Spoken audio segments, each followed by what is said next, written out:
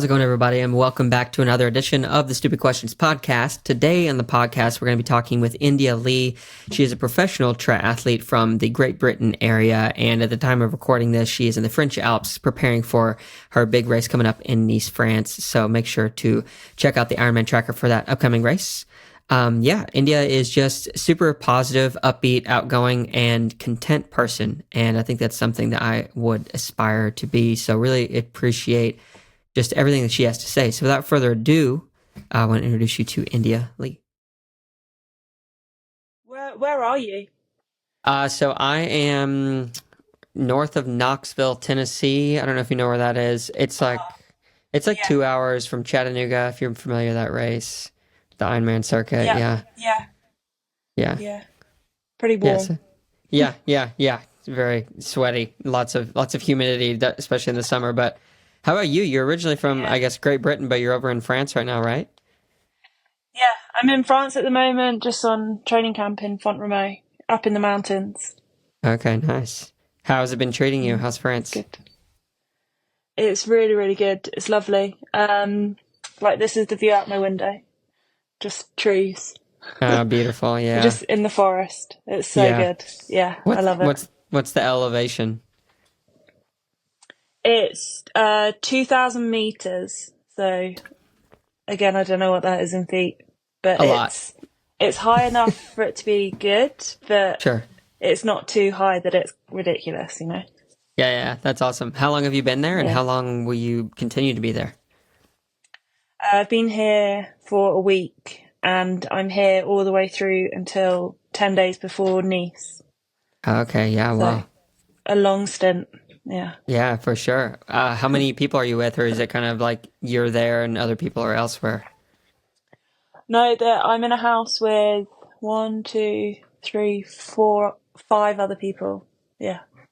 Okay, nice. There's a good group of us. Yeah. So your life is pretty much obviously revolves around triathlon. Are you going to training camps pretty much all year round, just kind of hopping around to different places? No, not really. I'm like a real homebody, so I prefer being at home. Yeah. But it's like I think it's good, like before a world championship or at the start of the year when the weather at home's really rubbish. Yeah. It's good to get away and like have a focused block, because I personally get a lot out of that. Yeah. Just because there's no other like life admin that you need to get done. You're just away and getting the training in. Yeah, for sure. That's awesome. How long have you been in the sport? I'll ask more questions about this later, but I'm curious to have that piece of context. I've been doing triathlon for 10 years. Okay, 10 years. Good deal. So not a crazy amount of time, but it's starting to add up. Yeah, for sure. I imagine, so it's probably about a third of your life, I would imagine that. Yeah. Well, when you put it like that, that seems like quite a long time. Yeah. Yeah. This is my roundabout way of asking how old you are. Some people will be like, you should not ask people how old they are, but it is what it is. Well, good deal. Well, thank you so much for taking the time to jump on.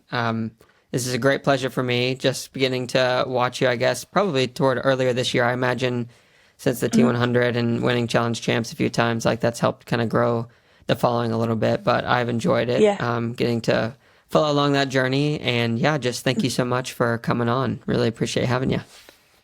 Yeah, of course. I'm looking forward to it. Awesome.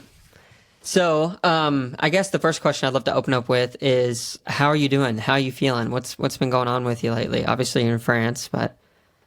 Yeah, I'm doing really good. Thank you. I'm up in the mountains. I love being in these kind of remote places because it's quiet. You're surrounded by trees and nature and good views. And it's just a really nice environment, like hanging out with friends all day, even though we're getting the training done, we're getting the job done, but it's it's a relaxed, fun environment. So I'm enjoying myself. Yeah. I'm doing good.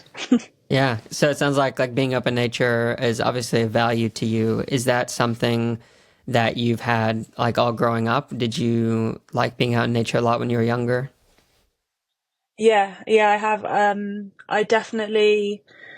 I remember like when I was little, I'd spend most of my days outside, and I've always grown up in like pretty quiet, small villages in the UK. So yeah, surrounded by like woodland and stuff like that. And I just remember heading out and exploring with my brother all day. And then Mm. as I've gotten older, I've kind of seeked out that kind of environment. And yeah, I'm always happiest outside in in the middle of nowhere, really. So Yeah. yeah, that's what I that's what I crave.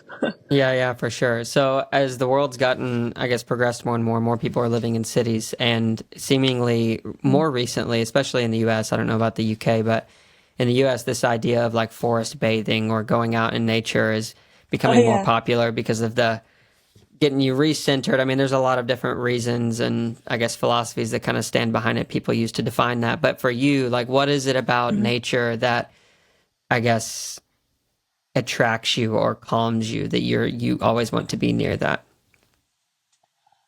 That's a good question. I think it's well, especially when I'm up in the mountains and there's a good view. I'm like in awe of like the view, and you can see so much of the world in like one place, Yeah. which obviously.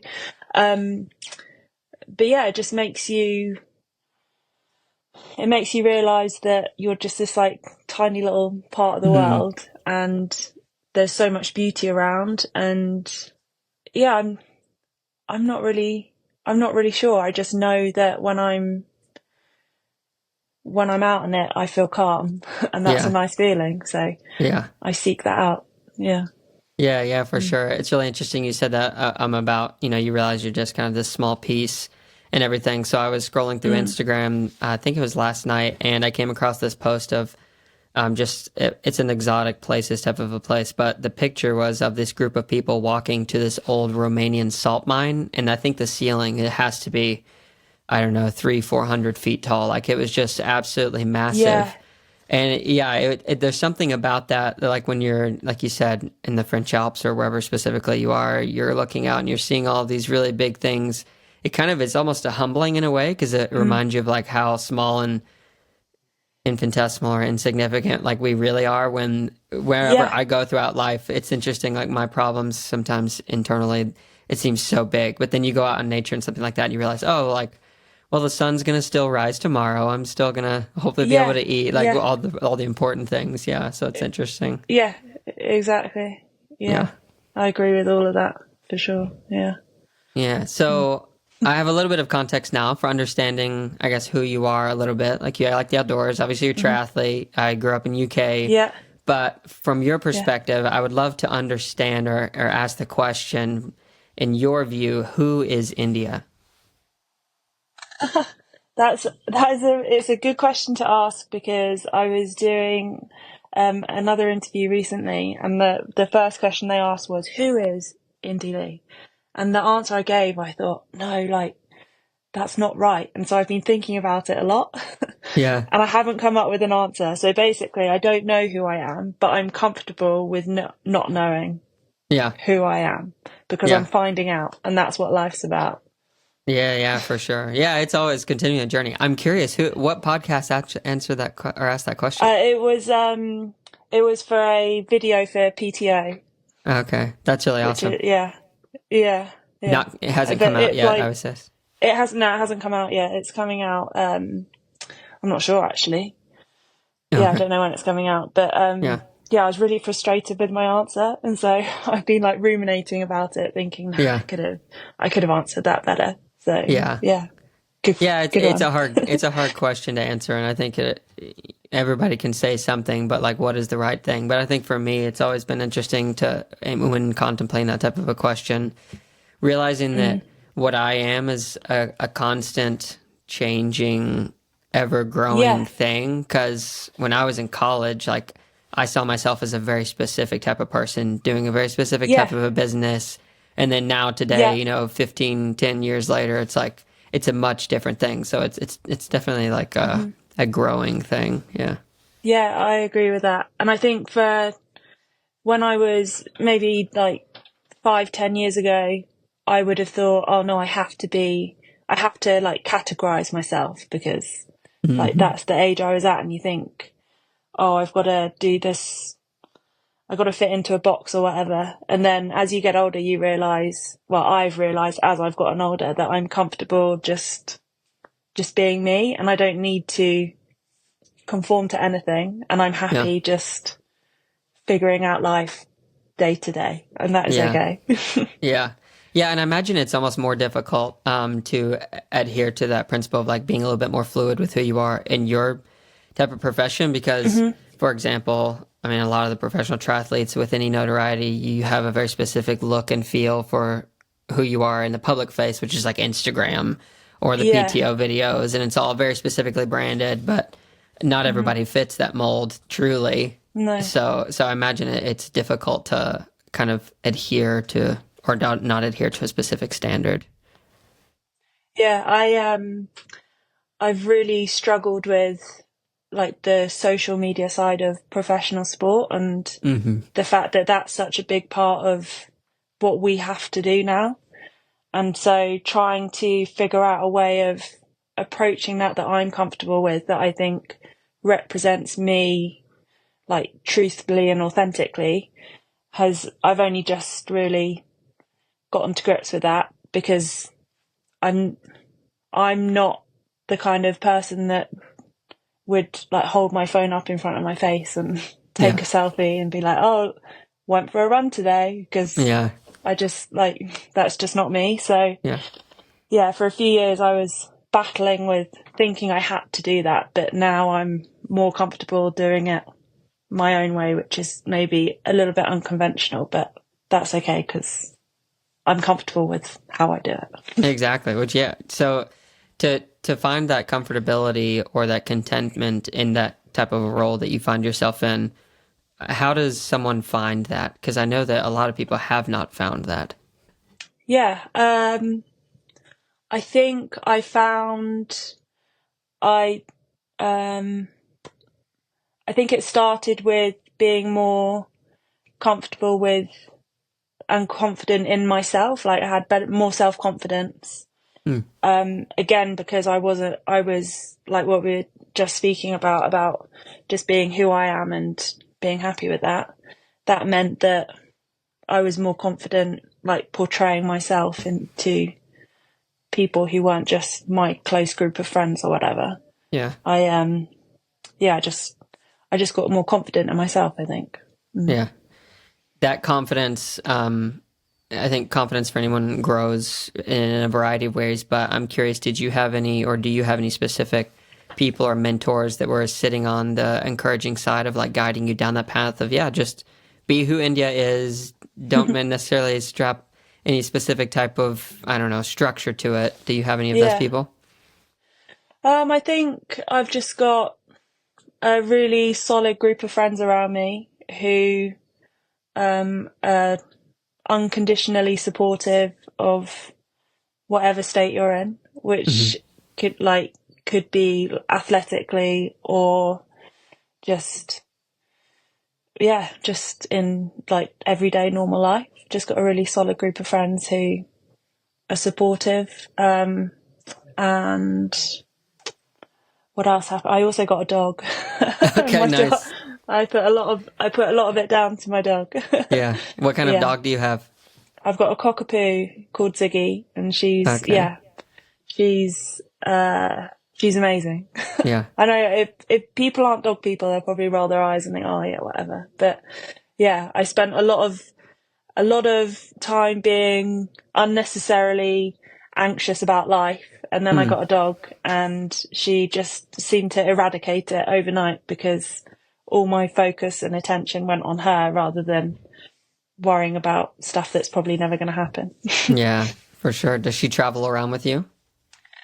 She does when I'm in the UK, but when like she couldn't come on training camp here because because of Brexit, there's a lot Oh, of hoops seriously? to jump through, and Oh, for yeah, like shipping a dog? Yeah, yeah. Oh, what a pain. It's such a pain. Yeah. Yeah. You think that it'll ever go back? Like the I don't. It anti-Brexit? doesn't look likely. No, Yeah. I think it's caused so much trouble that to go back in time would be an even bigger deal.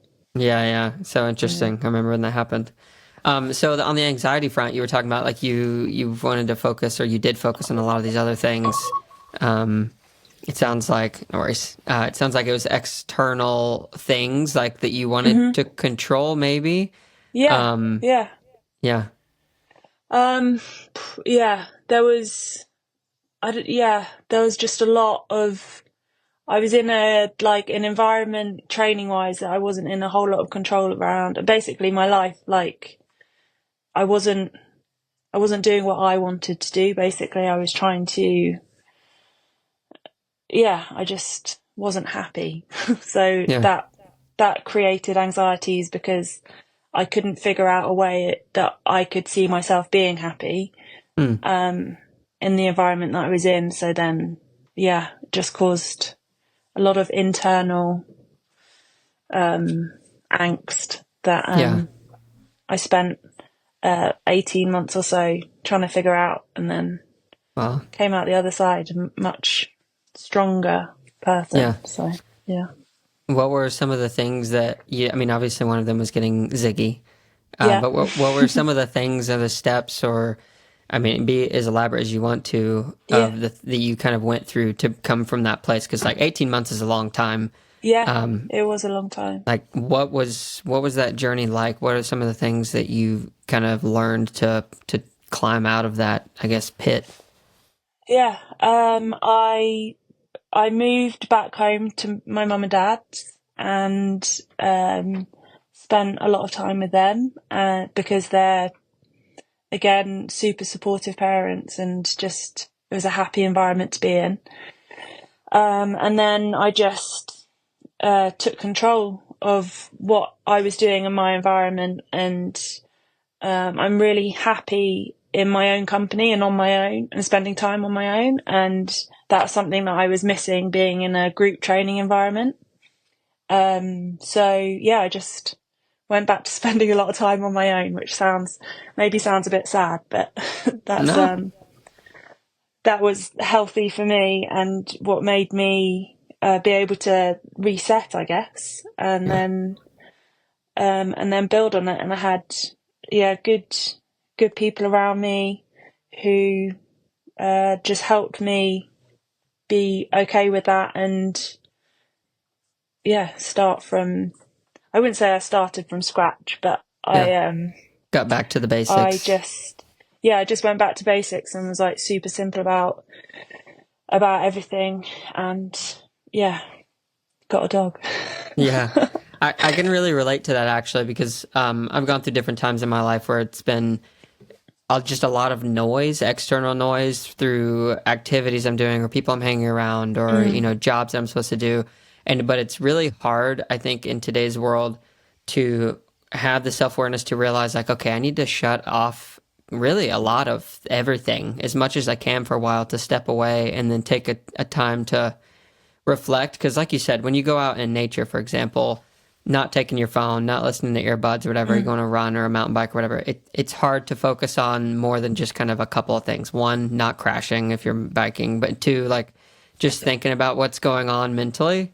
So being able to have that yeah, self awareness to step back and kind of recalibrate, I think it's a good thing. Like, I don't think it's sad, is kind of what I'm trying to say. Because I think if more of us did have more of yeah, those wilderness experiences where we take time to kind of pull back and really figure out and ask the question, like, who are we? What do we like? What do we dislike? That like, gives us the opportunity to grow a lot more, I think.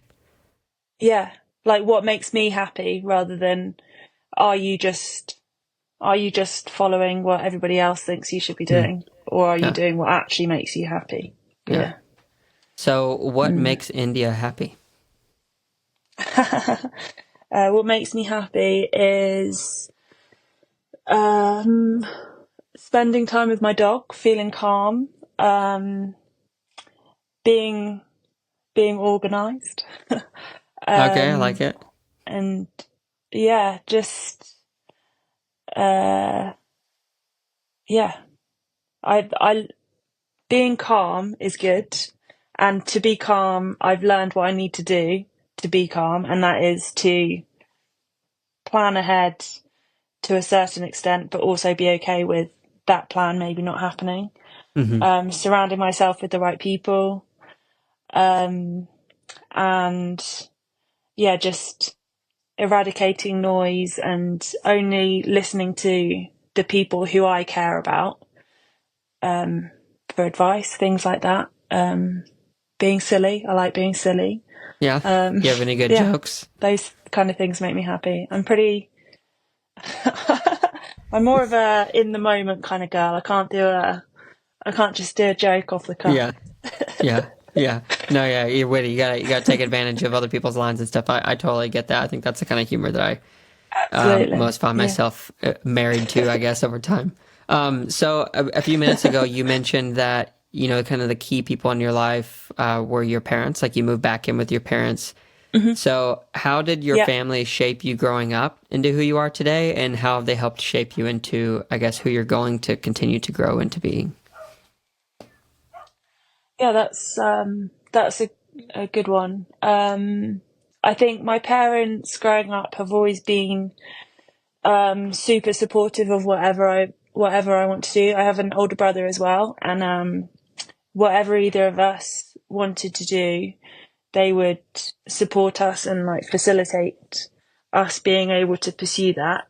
Hmm. So long as we put in the effort. So, for example, I've been doing sport all my life. So I started out like when I was really little, I was swimming, and that was the first kind of training structure that I had. And I always remember that my mum would always be the one who took me to training, but she would never say, "Oh, like you got to get ready for training now." It was always on me to say to her, "Please, could you drive me to the pool?" Hmm. So they've like offered support in every way possible, but I had to initiate any kind of I had to initiate the desire to go training, things like that. So I think that's put a lot of self. I'm really self motivated. I don't need somebody standing over me to get me to do a training session hard or anything like that. Yeah, I said earlier that I spend a lot of time on my own, and that includes training. So I know what I need to do, and I'll get on with it. And I think that was kind of instilled in me quite Hmm. young from my parents. And then still to this day, they're very similar. They're very super supportive, but in no way pushy. Yeah, I've been really, really lucky, and they're also incredibly calm. So my dad, my dad always drives me to the airport and picks me up from the airport from races, and his reaction is always the same when he picks me up, whether I've won like the biggest race of my career or I've dropped Hmm. out. He always greets me the same. He's just a super calm, steady character, which Hmm. is, yeah, it's lovely. I'm, yeah, really lucky with my mum and dad. Yeah. Yeah. Yeah, for sure. Who do you think you're more like, your mom or your dad? I'm definitely a mixture of both, but I'd say I'm probably more like my dad, just because neither of us necessarily say very much. And yeah, I think I definitely get that from him. We're just happy, Huh. not necessarily Yeah. speaking our minds all the time.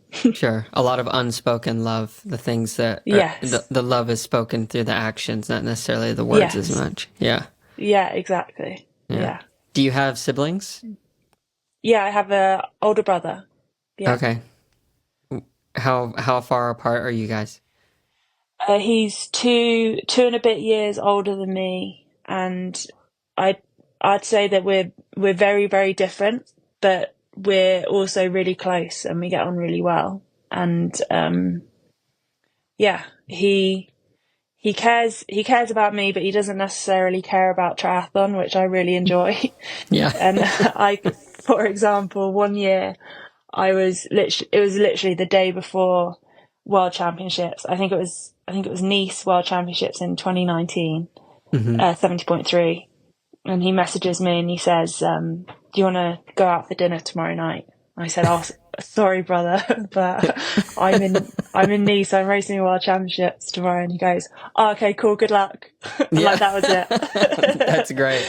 Yeah. It's so good. Yeah. Yeah. Like, he cares, but also like, it's just triathlon, you know? Yeah. Yeah. I feel like it takes off a level of pressure too. And I think there's something Yeah. beautiful about, so for me, I'm not a professional athlete, but I come from a world of entrepreneurship, and early on in my life, like I became known as the guy attached to the specific business. And every time it was a holiday or anything, a lot of the family, because I guess they were interested in it, which isn't a bad thing, but they'd be asking me about it a lot, and I'd be like, man, I just want to kind of like disconnect. So I think that there's a lot of Yeah. beauty that comes with a family that loves who you are, but not necessarily as like you're super fans of what you're doing or whatever. Yeah, I agree. Yeah, it's refreshing, isn't it? It just means that it's kind of irrelevant, like Yeah. that side of you, which is Yeah, you can. I guess what you want your family to be. Yeah, yeah, for sure. So I'm curious. I have a younger sister, so I'm the older brother. So I'm kind of drawing a few parallels between you and your sibling. But I'm curious. Okay. So for me, my experience with, I was more of a rebellious kid, it sounds like, than you, and a little bit more wild. So it took me a little bit Yeah. of a while to kind of appreciate the parenting that my mom and dad were able to give to me. And then my sister's experience was similar in that we experienced that at different times. Did you ever come to a place where you became much more appreciative of your parents, or were you always kind of, which it seems like you may have been, always kind of like, no, like my parents have always been there for me. I'm very grateful for that. And you've been kind of aware of their great parenting throughout your life. I think as I've gotten older, I have become more aware that I was fortunate the way that they brought me up and approached just approached how they navigated my life in elite sport, because it was always obvious that that's what I was doing. So yeah, as I've become an older athlete and have been able to look back, I've definitely appreciated that more. But also growing up, I was quite a shy and introverted kid, and so I've always been close to my parents because they're like a safe space. And so yeah, growing up, I was never really the rebellious kid or anything like that. And but my brother was, so Okay. I did get to I got to witness that. Yeah. Yeah. Has he come Yeah. around now? Oh yeah. Yeah. No, he has. Yeah. Yeah. Yeah, he It's talks fun. to my mum all the time. Oh, that's good. Yeah. I'm the same way. I Yeah. talk to my mom multiple times per day. She's a Yeah, force of he's the nature. same. Yeah. That's awesome. Yeah, so is mine. Yeah. Yeah. So Mums like that are good. yeah, no, they are good. I can't say enough about my mom. Yeah, I mean, me and my mother are very similar, so we butted heads to the extreme growing up. But then Yeah. I guess I got a few hits on the head from the School of Hard Knocks, and I started to realize, like, wow, she knew exactly what she was talking about in so many things. Especially when I got married. When I was younger, she would tell me, Seth, like, you argue with me so much. One day you're going to have a wife, and this is going to be, a problem for you. And I was like, whatever, Mom, you know nothing. Well, now I'm married 7 years in, and I'm like, oh, yeah, wow. Some of those things that I should have, like, unlearned when I was really young. Now Yeah. I'm unlearning as an adult. But Yeah. hindsight is always 20/20 or clearer. It's so funny how It that is. works. Yeah. Yeah, you're right. So, going back a little bit, as you're growing up, like you said, you started swimming very young. Yeah. What did and you said if I need to be corrected, correct me, but you said like your parents were at the level like they gave you the opportunity, but to take you to swim practice, like you had to almost ask them to take Yeah. you. Yeah. Tell me about that personal development of your life where you're starting to get in there, interact with other kids because you're shy. It sounds like there's some things you had to overcome, being away from your parents, Yeah. obviously competition and kind of sizing yourself up, when to push, when not to. Tell me how that Yeah. kind of developed you as you were younger. Okay, so when I was younger, when I was really, really little, like going to nursery school, I was so shy that I didn't talk to any of the other kids. I'd only Yeah. talk to one or two of the one or two of the teachers. And my mum always tells me the story that she always remembers whenever she would pick me up from nursery. So when I'm like 3 or 4 years old, I was always on the swing. And I can kind of remember always being on the swing set. And Yeah. I think it was a safe space because I was just on my own. Like nobody else could interact with me if I'm on the swing. So I can remember that. And I don't know why. I just was happy on my own, I guess. Yeah. And so, yeah, growing up, obviously I went into elite sport, or I started swimming quite young, and you're in a squad environment. But I think because I was good at it, that almost gave me confidence to just be myself. But I also, yeah, like I was always unbelievably shy. I can remember going into new training groups or anything like that was always pretty scary for me. And it still is, to be Yeah. honest. But yeah, when I was actually swimming or running, I didn't have to worry about that, I suppose. So maybe that's what drew me to individual endurance sport, was that it was just time on my own. I didn't have to necessarily interact with anybody. Yeah, my junior school, so I guess what's that? What school do you go? Oh, Like middle elementary school, I school. Oh yeah, guess. elementary school. Yeah. Elementary school, yeah, was Hmm. it was quite a small school, but there was a lot of focus on sport and encouraging us to be competitive in sport, which I think was a massive factor in me enjoying being competitive. And because I was so shy, I've told this story on another podcast, but it's kind of funny and relevant. So because I was Yeah. so Please shy tell and it. struggled with interacting, my parents had signed me up for like speech and drama lessons, Okay. where you basically learned how to public speak. And they'd signed me up for those classes, which is like an extra thing at lunchtime. But because I didn't really want to do that, and you got house points for running laps of like the grass around the school, you could get a point which went towards your team, your school team, Yeah.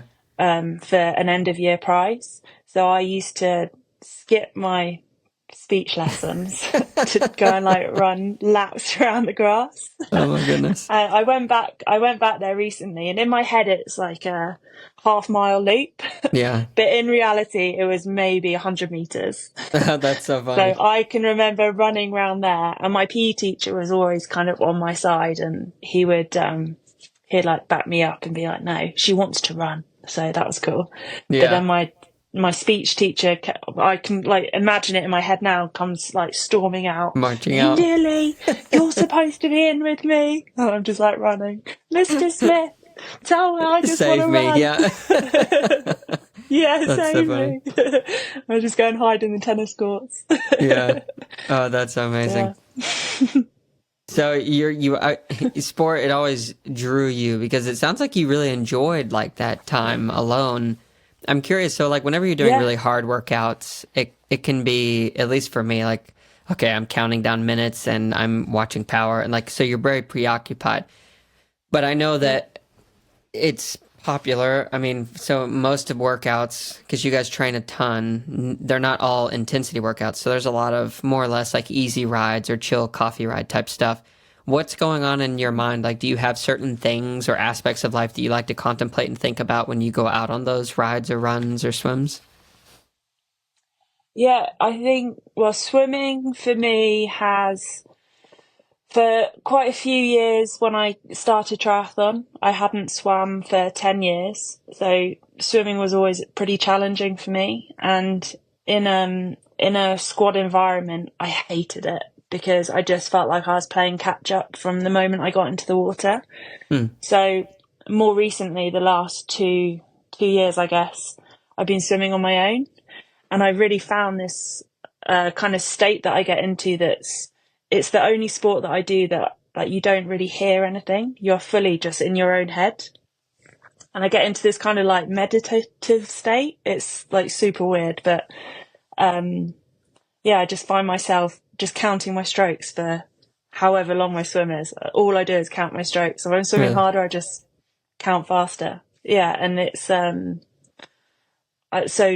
that has kind of made me enjoy swimming more, which is kind of weird, but it's kind of slows down your thinking and you're not thinking of anything. So I guess that's what people do when they meditate, isn't it? And Yeah. I wouldn't be able to just sit on my bed in the afternoon and just not think. But when I'm swimming, I can not think, which is really nice. Yeah. And then for long rides, I consume a lot of podcasts. I listen to tons and tons of podcasts about anything and everything. Just like I like learning stuff about random things. Yeah. And then it just comes out in everyday life. I just say, did you know X, Y, Z? Yeah, that's awesome. Tell me some of the podcasts that you like consuming here lately and some of the things you're learning. Yeah, so I kind of got a routine, I guess. On a Monday for my Monday ride, I'll listen to This American Life, which is, I guess, a pretty popular podcast, I think. I've heard of it. Mm-hmm. But it's, I find it interesting that I just learn about different aspects of American culture, I guess. There's another one I listen to, 99% Invisible, which is about everyday things and how they came about and why they're significant and things like that. And then a lot of interviews, that kind of thing. Yeah. Yeah. Just loads of, it's pretty eclectic. And then obviously some silly comedy ones as well. Yeah. Yeah, that's awesome. Yeah, 99% Invisible. I used to listen to that one a lot. It's interesting. I haven't heard of that one even be talked about in quite a while. Like it's been years, so I may have to pick that one back up. I always like that. Just the ability to do a good show with the sounds and the narrators and the interviews that kind of all weave in, to be able to produce something like that. Like I like the long form, informal, this stuff too, but those kind of very intriguing. They're always getting your mind flowing for sure. Yeah, I agree. Yeah. It's good. So when did you first like come in contact with triathlon and think like, oh, this is something I think that I wanna do, and then as you started it, realize like, oh yeah, I'm pretty good at this? Yeah, it was the London 2012 Olympics. I mean, I kind of been aware-ish of triathlon, but never really thought of it as something that I was interested in. Mm-hmm. Excuse me. And the London 2012 Olympics, I was walking through Hyde Park, which is where the triathlon was being held, and I was just there. I'm not sure why I was there, but I happened to be there walking through the park, and the triathlon was going on, and I heard them on the announcers were talking about Vicky Holland, and I'd ran with Vicky Holland when I was younger. We were on an England international team at the same time. And so I thought, I know that name. That's really interesting. And then subsequently watched the race and thought, this looks kind of cool. Like they're running. I'm a runner. I swam when I was younger. At that point, I didn't have a bike or anything. And I was actually studying in the US on a athletic scholarship. So I was in the US, like running, and I was due to go back. And then, the January of the next year, I'd finished college. I was back in the UK and I was pretty done with running. And my running coach said, hey, like, why don't you enter a triathlon just for a bit of fun? So the winter of 2013, I entered a pretty famous triathlon in the UK called Blenheim Triathlon. So I entered that, which was 5 months away, and thought, that's plenty of time to train for it. I'll give it a go. And then, as is my nature, I got pretty competitive with myself, I guess, and wanted to do a good performance rather than just doing it for fun. Yeah. And that's when I started triathlon and absolutely loved the first race. Yeah. found that I was competitive, but also had tons of room that I needed to improve, which was interesting to me and something I wanted to pursue. So yeah, I just carried on, and then 10 years later, I'm still carrying on. Yeah, for sure. Do you remember your place and what was the distance for that triathlon? That was just a sprint triathlon, and I think I came 12th. I got into the elite race on because of my run times, Hmm. and it was just like a domestic elite race. So I got an entry there, and I came 12th in that. And I thought at the time, I thought, wow, that was like, whoa, Yeah. I'm like racing these top girls. So it was Yeah. pretty motivating. Yeah. Yeah. So then I guess you already made it into the elite field. I don't know how it works over there with your elite, if you need an elite license or whatnot, but did you Hmm. immediately get that from that race? Yeah. Yeah. So I got that from that race, and then that meant that I could enter like the domestic elite series, which is called the Super Series, Hmm. or was called the Super Series. And so I got to, yeah, do, I think there were 4 or 5 domestic races in the UK that I did for the remainder of that year. And Yeah. just got, I think I got slightly better for each race, which again was like a little Yeah. carrot that I thought, oh, I'm getting better. So I want to carry Yeah. on and do the next one, do the next one. Yeah. Yeah. So what did you do in college? Like what did you take here in the US? I studied kinesiology, you guys call it, Okay.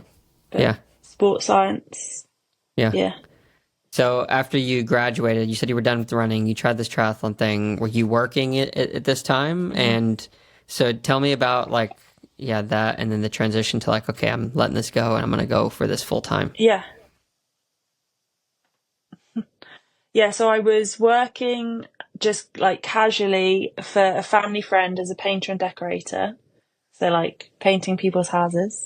Oh, really? That's awesome. And I was looking, yeah, but I was looking for, I guess, like a corporate job up in London, and that was the path that I was likely to pursue. Um, Something that I wasn't necessarily happy with or thought that suited me, but it was what all my peers were doing. Like that was the done thing. Like people who I went to school with, like that's what you did. You went up to London, you got a corporate job, Hmm. um, and yeah, I guess chased the money, I guess.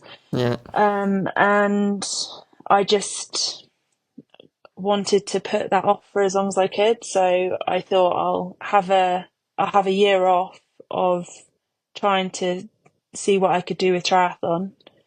And um, yeah, I I got some good results in the first 2 years, so I just pursued it. Yeah. Yeah, it was enough to keep me going. Yeah, for sure. So has there been any moments now since that journey began where you were like looking back over your shoulder a little bit like, oh, did I make the right decision?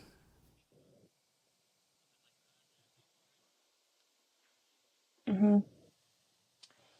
Yeah, there have been there's been loads of times, well, especially early on when um, I maybe wasn't that great, and I was just starting out on this new sport that I was just starting out at, so I wasn't brilliant, but I knew that I could, well, I felt like I could be pretty good at it. And so when you're in that position, you've got people saying, oh, like, why are you bothering?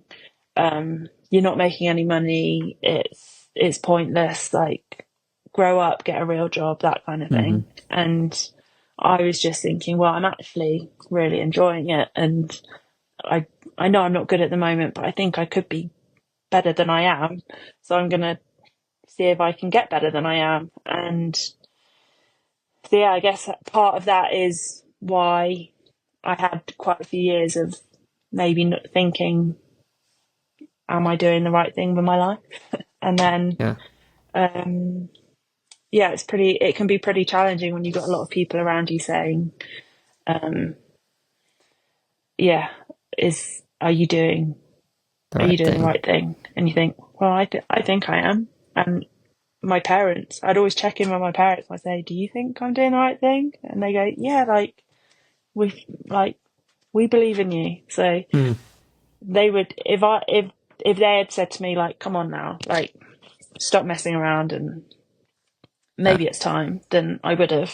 But they never have. So Hmm. yeah. Yeah, that's a great story. So it sounds like that period of time was coalesced with that 18-month battle where you needed to kind of cut out some of the old friends or old groups of people and then finding the new after. Is that right? I wouldn't say that I've like cut. I Oh, haven't really? cut Okay. anyone out. That was kind of like earlier on, and then um, and it's not really the people who are close to me who are saying things like that. It's the people who don't really know the whole story or like aren't as well informed about you as a person or me as a Hmm. person or like what my goals are and all the ins and outs of what I'm doing with my life. It's just outsiders offering their opinions that, you know, Yeah.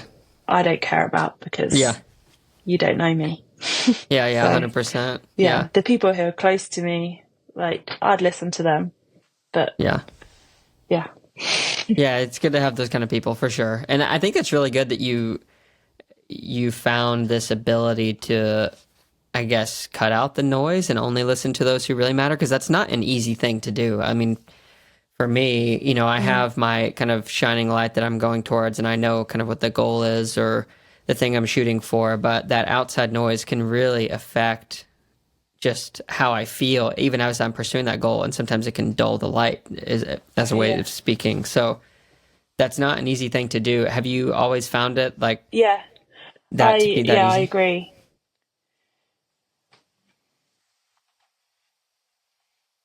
No, I I rarely found it easy, Oh, yeah. Sorry, but there's a little bit of a delay too, so I apologize about that.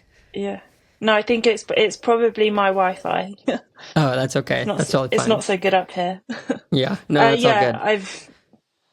I've rarely found it easy, but I think uh, my perspective now is that if I don't know somebody well enough where I think I could offer my opinion on their life, then I don't Hmm. care about their opinion on my life Yeah, because like I don't know them well enough, so they obviously don't know me well enough, so yeah, whatever. Yeah. yeah. That's a good rule of thumb. I'll make sure to clip that one and add that one on social media, because that's one I think everybody should hear for sure. Thank you. Yeah. So, what to ask? So I'm thinking about, I guess, tell me about your biggest race, like your first biggest race that you would consider like, okay, Mhm. this is the one that really solidified in your mind. Yeah, like my mom and dad have been saying like I should continue to do this, but it gave you the confidence to like, I really can do this at the highest level. What was that race for you? I think that would be I did a World Cup in Cagliari, Italy in 2016 Hmm. and yeah, it was the first World Cup that I'd won and well, it's the only World Cup that I won, but yeah, I won Yeah. this World Cup and I was wow, Mm. that's pretty cool because I'd put in a heck of a ton of work over the winter to try and improve my swim. And before that, I thought there's no way that I'm ever going to be competitive at like the top level because maybe I'm just not good enough. And then it was early season. I went out and I got this win in a World Cup, and my coach and my best friend were there, and it was just like the best experience ever. And yeah, so I guess that it was that race where I thought, oh, okay, maybe just keep on doing what you're doing, and you're gonna be Yeah. competitive in the sport, which was pretty cool. Yeah. Yeah. As you kind of came to the sundown or toward the end of that short course career, like you were wanting to Hmm. make that shift, was that difficult for you to kind of change and realize like, okay, I need to maybe step down and step into this new arena? Was that difficult? Yeah, it was pretty challenging. it was a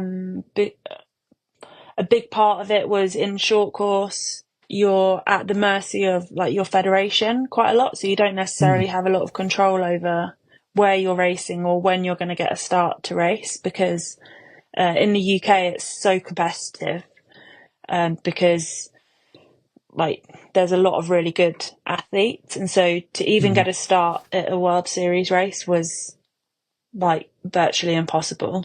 So I guess that was part of the reason why I felt like I didn't have much control on my life, and so that's why I wasn't necessarily calm and happy. So yeah, a huge factor of stepping away from short course was so that I could have more of like self-governance over where I raced and when I raced. Yeah. Yeah. So it was tricky because I wasn't necessarily ready to step away from short course, but it was also necessary because I wanted to, I just wanted to have more control over what I was doing. Yeah. And so now you've come to a place like where you've signed with the T100. You've been doing more of the long course races. I think you've won the Challenge Champs, European Champs twice, if I'm not mistaken. So like you're finding success continually in that realm. Where do you want to go now? Like, what do you have a thought of the future of like the thing that you're shooting for that would mean a lot to India? I'm really happy doing what I'm doing and continuing to build on what I'm doing, and I'm confident that the environment that I'm in with my coach and people I train with, etc., is where I need to be to keep improving. And I have goals of what would be really cool to achieve, but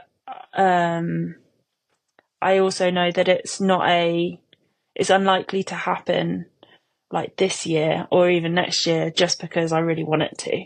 So I'm really happy just getting a little bit better each day. And if I keep getting a little bit better each day, then those goals are just they're not gonna come to me, because like big results and stuff don't come to you. But I'm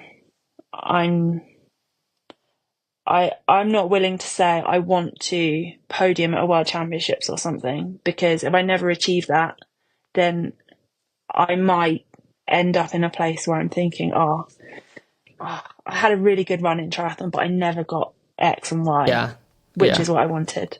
So I'm happy just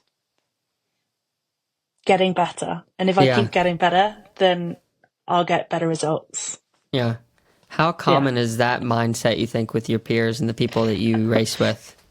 I think I can think of a few of my peers who would probably roll their eyes and think, you don't want it enough. Yeah. But I'm happy for them to think that, because I know what's inside me, and you do you. I'm doing me. Yeah, for sure. Yeah, everybody's motivated to a different degree in different ways. I mean, I know people who race from a place of anger, which seems so foreign to me. If I'm angry, it means usually I'm going downhill.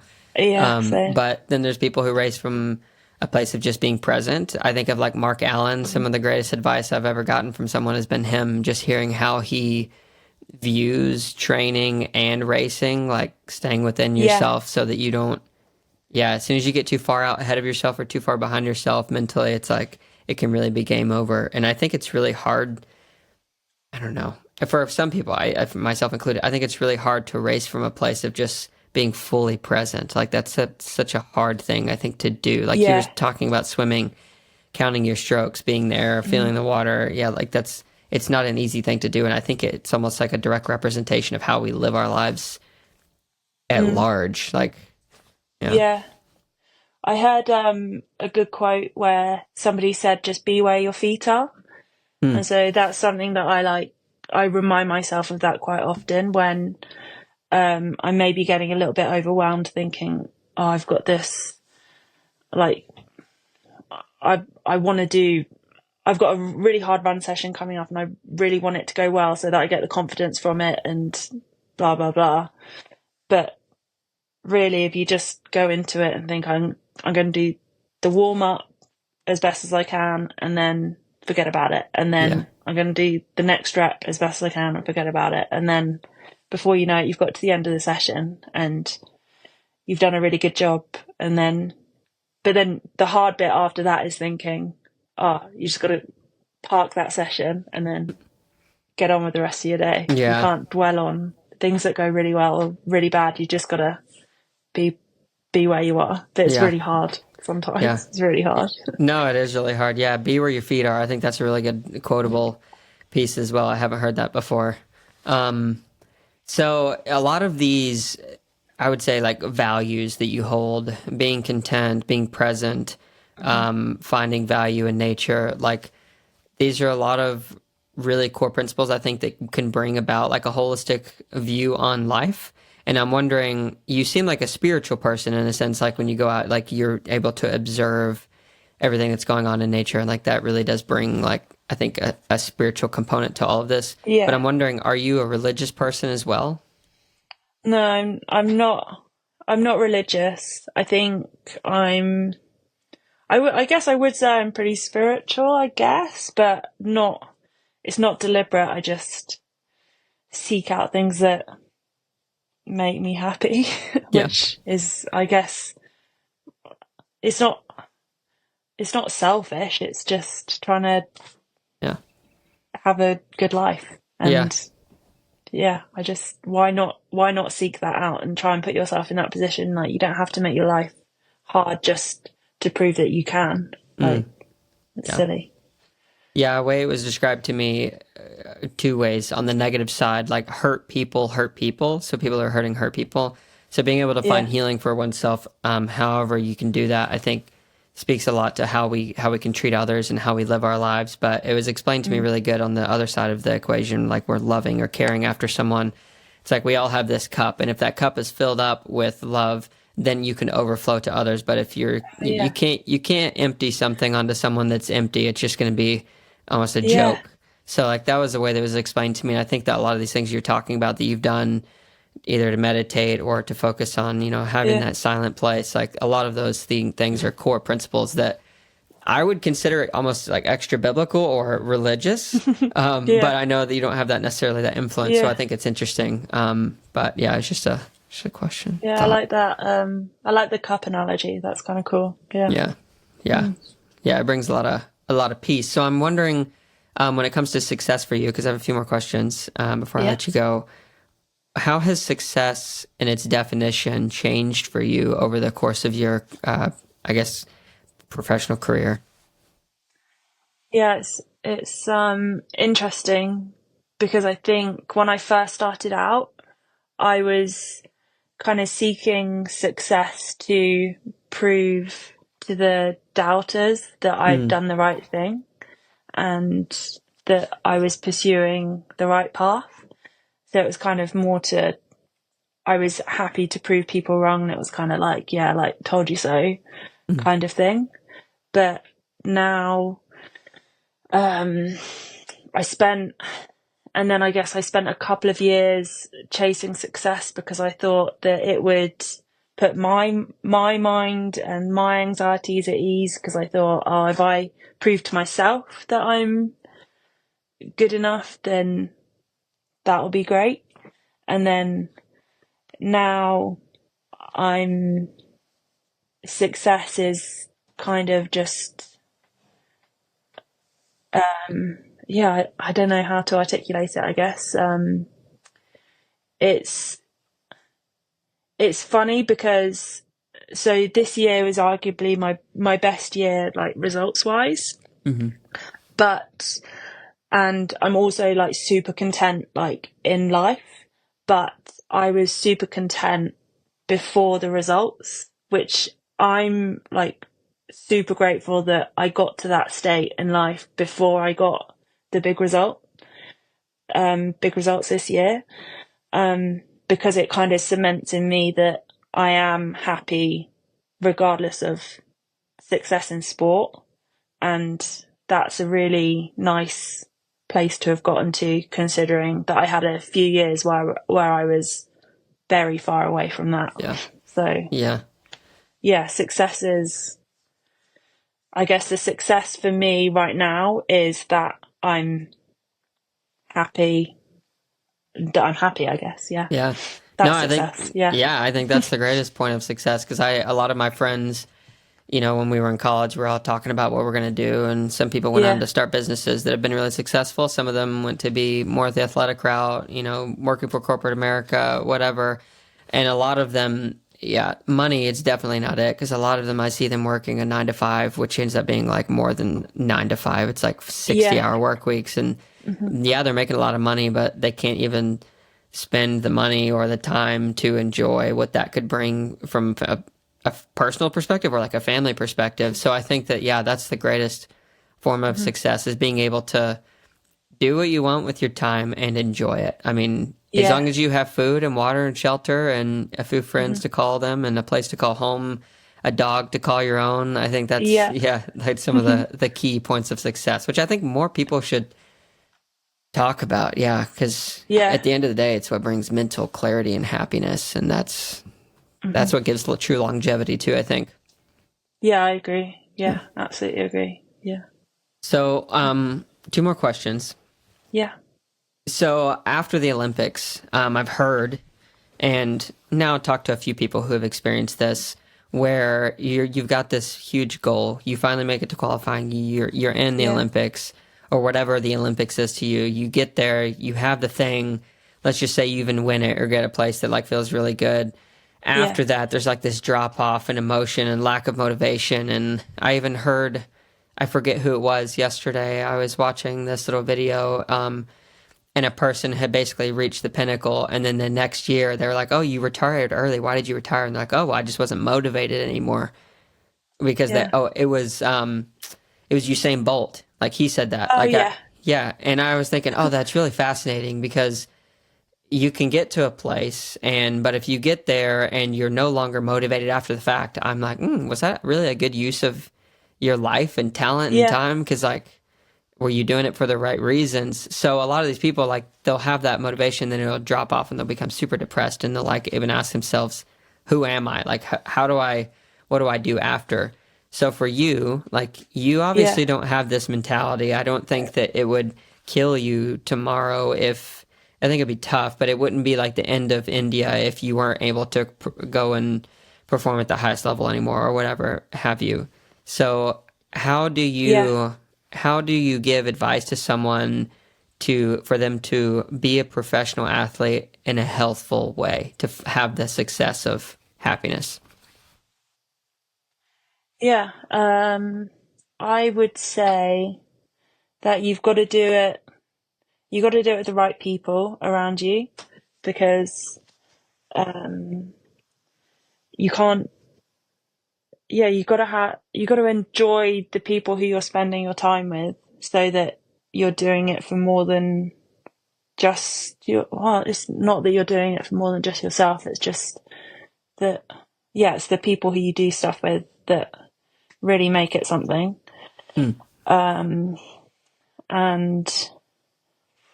I don't know how just it'd be nice to the people around you.